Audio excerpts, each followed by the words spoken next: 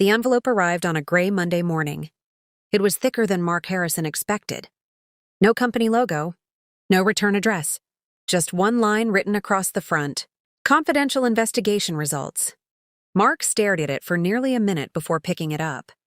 3 weeks earlier, he'd hired a private investigator, not because he truly believed his wife was cheating, but because everyone around him seemed convinced she was. His best friend had noticed strange things. She keeps leaving work early.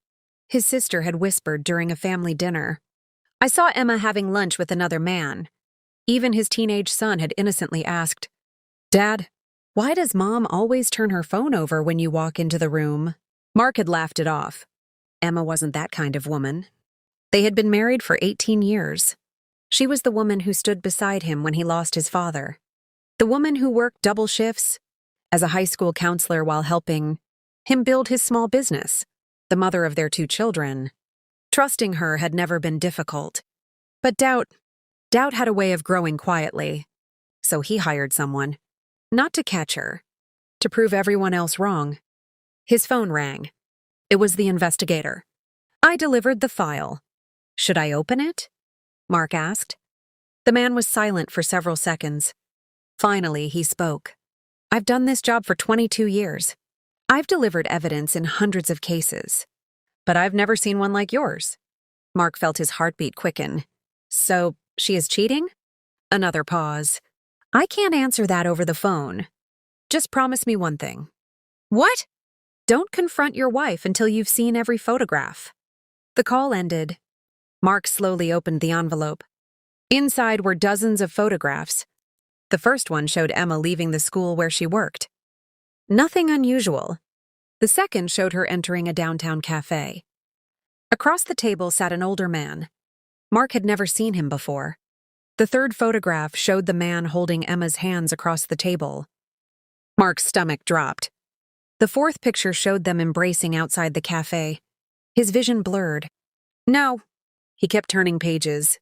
Restaurant dinners. Walks through the park. Hospital visits. Late-night meetings. The same man. Again. And again. And again. Every photograph seemed to confirm the worst. Then he reached the final page. Instead of a picture, there was a handwritten note from the investigator. The photographs tell one story. The truth tells another. Please read the attached letter before making a decision you'll regret forever. Mark's hands trembled. Attached behind the note was a sealed letter. On the front, in handwriting he instantly recognized, were 4 words. For my husband, Mark. His wife had written it. Days before he even received the investigation. Mark slowly broke the seal, and the very first sentence made his entire world stop. If you're reading this, it means my secret finally found you. Mark unfolded the letter with trembling hands. Emma's handwriting was unmistakable. Neat. Careful, almost as if she had written every word through tears. Mark, if you've opened this letter, someone finally made you doubt me. His chest tightened. I never wanted you to learn the truth this way. The man in the photographs isn't my lover. Mark let out a bitter laugh. Then why were they holding hands? Why were they hugging? Why were they meeting in secret? He kept reading. His name is Samuel Brooks. And he's dying. Mark frowned. What did that have to do with anything? The letter continued. Samuel is the only person left who knows what happened to my younger sister 22 years ago. Mark's eyes widened. Emma had always told him she was an only child. That evening, Emma came home carrying groceries. She smiled. You're home early. Mark couldn't smile back. He placed the photographs across the kitchen table. Color drained from her face. So, you know. Silence filled the room. Finally, she whispered, I was hoping I'd have more time. Mark looked at her with tears in his eyes. Who is he? She slowly sat down. His name is Samuel Brooks. I know that part. Then tell me the rest. Emma stared at the old photographs. When I was 16, my little sister Olivia disappeared. Mark froze. What? I've spent 18 years pretending she never existed. Emma explained that Olivia had vanished while walking home from school. Despite months of searching, police never found her. The case eventually went cold. Emma's parents couldn't handle the grief. Her mother died a few years later. Her father cut off all contact with relatives and moved away. Eventually, Emma changed cities, built a new life, met Mark, and buried the pain. I never told you because I wanted our family to begin with hope, not tragedy. Mark's anger slowly gave way to confusion. So who is Samuel? He was the lead detective. The detective who never gave up. Emma reached into her purse and placed a small voice recorder on the table. I've been meeting him because last month he received an anonymous confession. Mark's heart pounded. A confession? She nodded. Someone claims Olivia didn't run away. She was taken, and the person responsible is still alive. Mark felt a chill run through his body. Why keep this from me? Emma looked at him with tears in her eyes. Because the confession mentioned someone close to us. Before Mark could ask who, someone knocked loudly on the front door. 3 slow knocks. Samuel Brooks stood outside. His face was pale. His breathing was heavy. In his shaking hands was an old photograph. I don't have much time, he said. I finally know who took Olivia. Mark looked at the picture. His blood ran cold. Standing beside 16-year-old Olivia was Mark's older brother, Daniel. Mark couldn't breathe. The old photograph slipped from his fingers onto the floor. His older brother, Daniel, stood beside a smiling teenage girl, Olivia. The sister Emma had mourned for 22 years. Daniel had one arm around her shoulders. Both were laughing. The date printed on the corner of the photo made Mark's heart stop. 3 days before Olivia disappeared. This isn't possible, Mark whispered. My brother never knew your family. Samuel Brooks looked at him sadly. That's what I believed for 22 years. They gathered around the dining room table. Samuel carefully opened a weathered briefcase. Inside were police reports, witness statements, and one faded notebook. I kept this after I retired, Samuel said. I couldn't let the case go. Emma's hands trembled as she turned the pages. Then she froze. It was Daniel's name. Written dozens of times. He was our main witness, Samuel explained. He claimed he barely knew Olivia. But every time we interviewed him, his story changed. Mark immediately defended his brother. People get nervous around police. Samuel nodded. True, but innocent people don't lie about where they were. Emma looked at Mark. Did Daniel ever mention volunteering at the youth center? Mark frowned. No. Samuel slid another photograph across the table. Daniel, Olivia, and 6 other teenagers standing outside the youth center together. They knew each other for almost a year. Mark's mind raced. Why would Daniel hide that? Just then, Mark's phone rang. The caller ID read, Daniel. Mark stared at the screen. He never calls during the day. Emma whispered. Answer it. Mark put the phone on speaker. Hey, little brother, Daniel said cheerfully. I was thinking about stopping by tonight. Mark's voice shook. Why? I found an old box while cleaning the attic. I think it belonged to Dad. Samuel's eyes widened. He silently mouthed. Keep him talking. Mark swallowed hard. What's inside? Daniel chuckled. Mostly old family photos.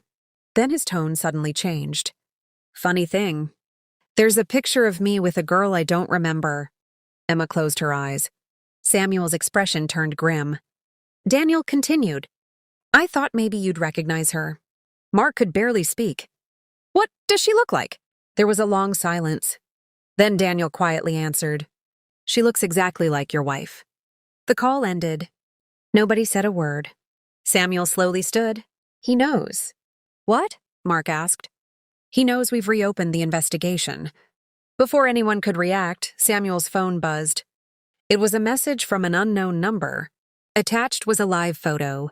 Mark's 12-year-old daughter, Chloe, was sitting alone on a playground. The caption underneath read, Stop digging into the past, or your daughter disappears next. Emma gasped. Mark grabbed his car keys. But Samuel stopped him. No, Mark shouted. That's my daughter. Samuel looked him straight in the eyes. And that's exactly what they want. At that moment, a second message arrived. It contained only 7 chilling words. Daniel isn't the one you're hunting. Mark's hands were shaking. The second message still glowed on his phone. Daniel isn't the one you're hunting. For a moment, no one spoke. Emma broke the silence. What does that mean? Samuel's face turned grim. It means Daniel may be hiding something, but he may not be the one who took Olivia. Just then, Mark's phone rang again. This time it was his daughter, Chloe. Dad? Her voice was calm. Where are you? I'm at soccer practice. Mark's heart skipped a beat. But I just got a picture of you. I know. A man took my picture from outside the fence. What man? I don't know. He drove away before Coach could stop him. Mark immediately called the police. Within minutes, officers were on their way to the soccer field. Someone was watching his family. That evening, Daniel arrived carrying the dusty attic box. The moment he walked inside, he noticed Samuel. His smile disappeared. I knew this day would come. Mark stared at him. You knew Olivia? Daniel slowly nodded. Yes. Why did you lie? Because I made a promise. To who? Daniel carefully opened the box. Inside were dozens of old photographs, letters, cassette tapes, a small silver necklace. Emma gasped. That's Olivia's. Daniel handed it to her. I've kept it safe for 22 years. Mark's anger exploded. You've had this all this time? Daniel nodded. I never stopped looking for her. Samuel frowned. Then why hide from the investigation? Daniel looked down. Because someone warned me. He pulled an old newspaper clipping from the box. Across the front was a handwritten message. Talk to the police again, and your little brother dies next. Mark felt sick. I was 16. Daniel whispered. I believed them. Samuel examined the papers. Then he froze. This receipt. Everyone looked at him. It's from the motel where Olivia was last seen. A name was signed at the bottom. Not Daniel. Not anyone the family recognized. The signature read, Grace Whitmore. Emma frowned. I've never heard that name. Daniel slowly closed his eyes. You have. You just don't remember. He reached into the box and pulled out one final photograph. It showed Olivia smiling beside a young woman in a nurse's uniform. Emma stared at the picture. Then tears filled her eyes. No. It can't be. Mark looked at her. Who is she? Emma whispered the answer. My mother. The room fell silent. Samuel looked at the photograph one last time before saying, I think your mother wasn't just searching for Olivia. I think she was hiding her. At that exact moment, someone smashed a brick through the living room window. Attached to it was a note. Mark picked it up with trembling hands. It read, Olivia remembers everything, and she's finally coming home. The note slipped from Mark's trembling hands. Olivia remembers everything, and she's finally coming home. The room fell silent. Emma stared at the words, unable to breathe. My sister. Samuel carefully folded the note and placed it into an evidence bag. If this isn't another trick, then Olivia has been alive for 22 years. The next morning, the FBI traced the paper used for the note. It had been purchased just hours earlier. At a small office supply store nearly 50 miles away, security footage showed a woman wearing a gray hoodie and sunglasses. Her face wasn't visible, but one detail stood out. Around her neck hung a small silver necklace, the same necklace Olivia had been wearing the day she disappeared. Emma's hands shook. She kept it. Daniel reached into the attic box once more. I never told anyone this. He removed a small cassette tape.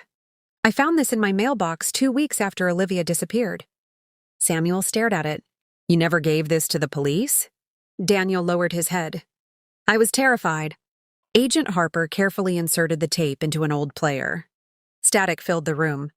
Then a frightened teenage girl's voice spoke. Daniel, it was Olivia. If you're hearing this, I'm still alive. Emma burst into tears. I know these voices are listening. They said if anyone looks for me, they'll kill my family. The tape suddenly cut off. No goodbye. Only silence. Just then, Agent Harper's phone rang. He answered quickly. We've got something. A fingerprint lifted from the cassette case matched a woman living under a different name in Montana. Current name, Claire Bennett. Age 38. Occupation, elementary school teacher. Emma's knees nearly gave out. That's her. Samuel frowned. We won't know until we see her. Within hours, Mark, Emma, Samuel, and 2 FBI agents boarded a flight to Montana. The address led them to a quiet farmhouse surrounded by open fields. Children's bicycles rested in the yard. Flowers bloomed along the porch. It looked like an ordinary home. Agent Harper knocked gently. The door slowly opened. A woman in her late 30s stood there.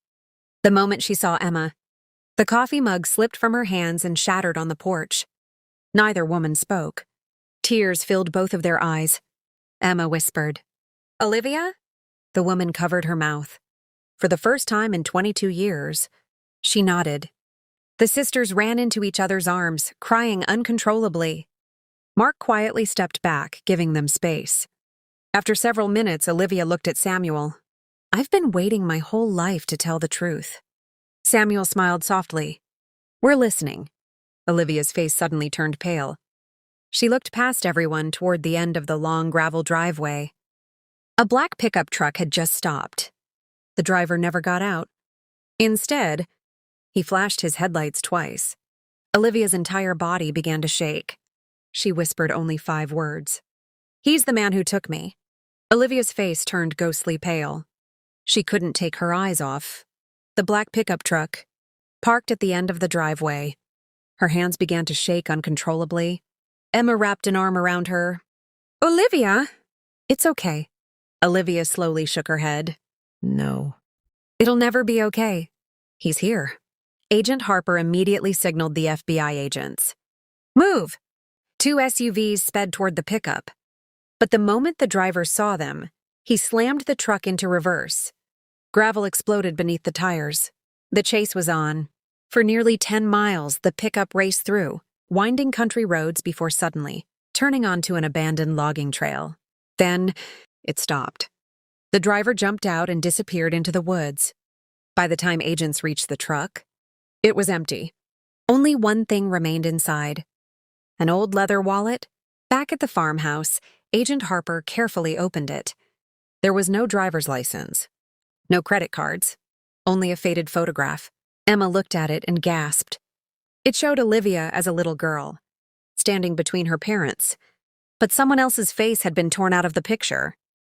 Whoever owned the wallet had once been standing beside her. On the back, written in blue ink, were 6 chilling words. She was never the target. Mark frowned. If Olivia wasn't the target, then who was? Olivia closed her eyes. I was finally old enough to remember. Everyone turned toward her. When I was 16, Olivia whispered, my mom asked me to meet her after school. She said she had something important to tell me. But I never made it. A man stopped beside me in a black pickup. He told me my mother had been in an accident. I believed him. She wiped away a tear. When I woke up, I wasn't in Ohio anymore. Samuel leaned forward. Did he ever tell you why? Olivia nodded. Years later, he said they took the wrong daughter. The room fell silent. Emma stared at her sister. What do you mean? Olivia looked directly at Emma. He wasn't supposed to kidnap me. He was supposed to kidnap you? Emma's knees nearly gave way. Agent Harper quickly reopened the old case files. One detail suddenly stood out. On the day Olivia disappeared, Emma had swapped shifts at her part-time job with her younger sister. For the first time in 22 years, everything made sense. The kidnappers were watching the family, Harper said. They expected Emma to leave work that afternoon. But Olivia borrowed Emma's jacket and walked the same route. They took the wrong girl. Mark felt sick. So Emma was the real target? Samuel nodded. But we still don't know why. Just then, one of the FBI analysts rushed into the room carrying a tablet. We identified the owner of the pickup. Harper looked up. Who is it? The analyst swallowed hard. His fingerprints don't belong to any criminal. They belong to Judge Robert Whitmore. Emma stared at the screen in disbelief. The same judge, who declared Olivia legally dead 18 years ago. Samuel slowly stood. If that's true, this conspiracy reaches far deeper than any of us imagined. The room fell silent. Judge Robert Whitmore, a respected federal judge, a man who had spent 3 decades sentencing criminals. Now, his fingerprints had been found inside the abandoned pickup truck. Emma couldn't believe it. There has to be a mistake. Agent Harper slowly shook his head. We checked the prints 3 times. It's him. Within hours, the FBI obtained a warrant. Judge Whitmore's lake house was surrounded before sunrise. When agents entered the property, they found it completely empty. The closets were cleared. The computers were gone. Even the family photographs had been removed. He knew we were coming, Harper muttered. But one room had been overlooked. A locked basement office. Inside, agents discovered dozens of dusty file cabinets. Most contained old court records. Then one cabinet caught Harper's attention. It was labeled Project Horizon. Inside were hundreds of classified documents, photographs, birth certificates, medical records, and a list of children's names. Every child on the list had disappeared decades earlier. Emma's hands began to tremble. Olivia's name was there. So was another name that made Mark freeze. Emma Carter. What is Project Horizon? Mark asked. Samuel stared at the files in disbelief. I've heard rumors for years. It was supposed to be a myth. He carefully opened another folder. Inside were photographs of children living with different families under different names. The organization kidnapped children, then sold new identities to wealthy people who wanted children but couldn't legally adopt. Emma covered her mouth. Oh my God. Olivia hadn't been the only victim. There had been dozens, maybe hundreds. Suddenly, Agent Harper found a cassette recorder. He pressed play. Judge Whitmore's voice filled the room. If this recording is found, then everything has already collapsed. I never wanted children to disappear. I only approved forged documents. I told myself I was helping abandoned children find families. But then they started taking children who already had families. I tried to leave. They reminded me no one leaves. The recording ended with one final sentence. The founder knows every name, including Emma Harrison. Emma looked confused. What does he mean? Harper's expression changed. He opened Emma's birth certificate from the file. Then he compared it with the copy Emma had carried her whole life. The dates didn't match. The signatures were different. Samuel slowly looked up. Emma, I don't think this is your original birth certificate. Mark stared at his wife. What are you saying? Harper swallowed hard. We're saying Emma may have been kidnapped as a child, too. Emma's eyes filled with tears. But I grew up with my parents. Samuel nodded. Yes, but according to these files, they weren't your biological parents. Before anyone could speak, a secure FBI phone rang. Harper answered. His face lost all color. They found Judge Whitmore. Alive? Harper looked around the room. He turned himself in, and he says he'll reveal the identity of the founder, only if Emma is present. Judge Robert Whitmore sat alone in the interrogation room. His shoulders were slumped. His expensive suit was wrinkled. For the first time in 30 years, the man who had hidden behind a judge's robe looked frightened. Emma, Mark, Olivia, Samuel, and Agent Harper entered together. Whitmore slowly raised his eyes. I've been waiting for you? Emma's voice trembled. You said you know who the founder is. Whitmore nodded. I do, and I'm ready to tell the truth. He slid an old photograph across the table. It showed a much younger Whitmore standing beside another man. The man's face was instantly familiar. Mark gasped. It can't be. Samuel looked at the picture. His jaw dropped. The founder is Charles Bennett, the former state attorney general, a nationally respected philanthropist, the man who had spent decades appearing on television as a champion for missing children, the same man who had created one of America's largest charities for runaway kids. Emma couldn't believe it. The man who claimed to rescue children was stealing them. Whitmore closed his eyes. That charity wasn't created to save children. It was created to hide them. Within hours, the FBI launched coordinated raids across 3 states. Secret files hidden beneath the charity headquarters revealed decades of crimes. Hundreds of missing children had been given false identities. Many had unknowingly grown up in loving homes. Others had spent years searching for families who never stopped loving them. Charles Bennett was arrested while attempting to board a private jet. When reporters asked if he had anything to say, he simply lowered his head. His empire had collapsed. Weeks later, DNA testing finally answered the question that had haunted Emma. The results confirmed what everyone feared. The couple who had lovingly raised her had not been her biological parents. But they had never kidnapped her.